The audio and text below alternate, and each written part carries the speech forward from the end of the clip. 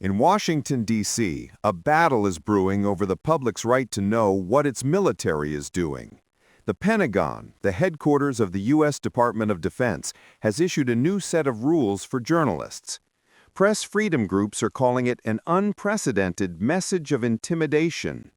This new policy is forcing a showdown between the government and the news organizations that cover it, with reporters facing a stark choice: sign on to the new rules or risk losing access to the building.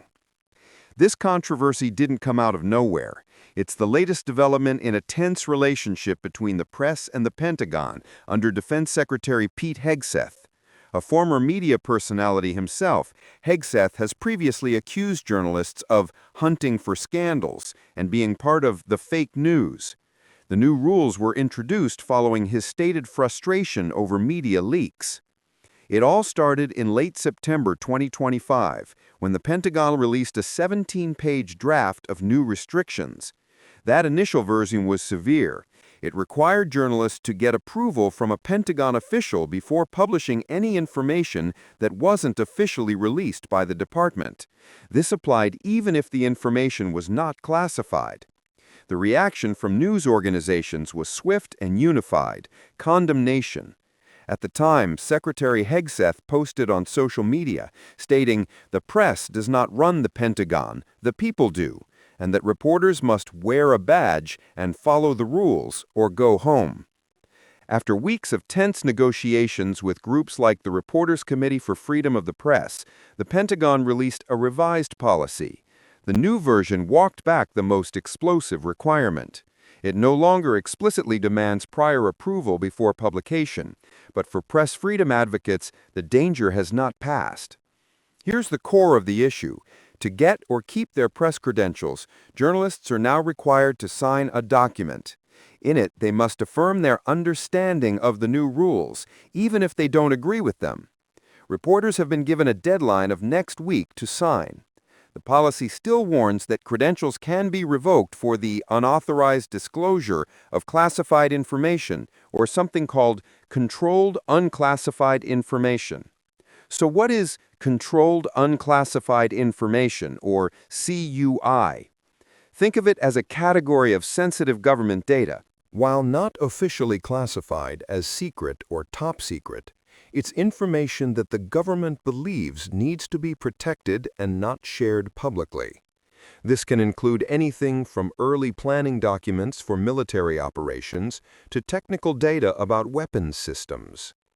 The Pentagon Press Association, or PPA, which represents journalists from outlets across the political spectrum, says the policy is still designed to stifle a free press.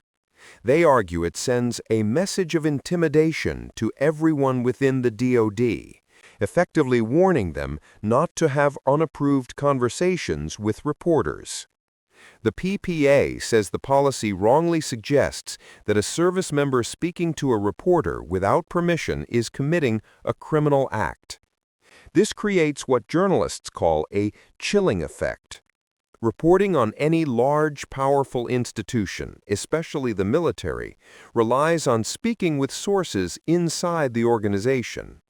These people, often granted anonymity to protect them from retaliation, can provide context, flag problems, or expose wrongdoing that would otherwise remain hidden from the public.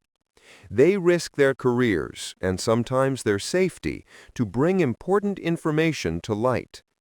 Press groups fear this new policy will frighten those sources into silence, making it impossible to report stories that matter.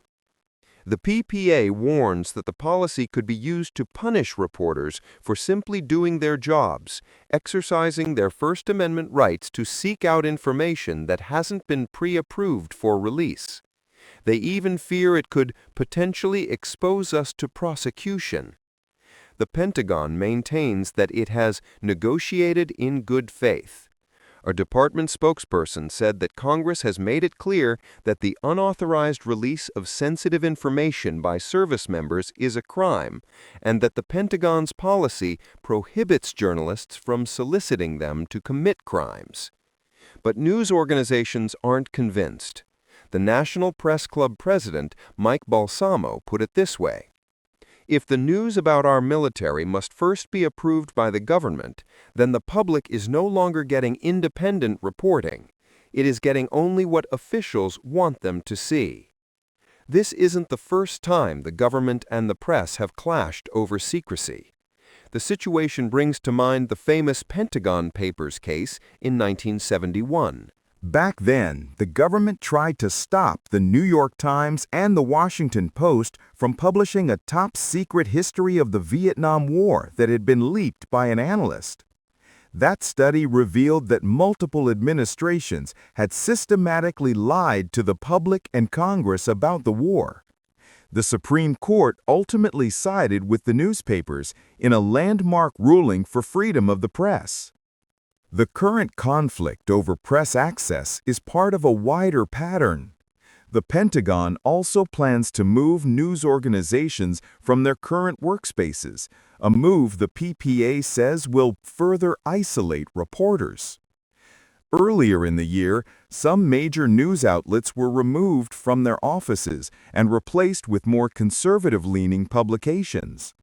This is all happening in the context of a Trump administration that has also sought to rename the Defense Department the Department of War. As the deadline to sign approaches, a showdown looms. Several major news organizations, including the New York Times and The Atlantic, have stated they have problems with the revised policy and will not sign it as it stands. Many newsrooms are vowing to push back and are reportedly exploring their legal options.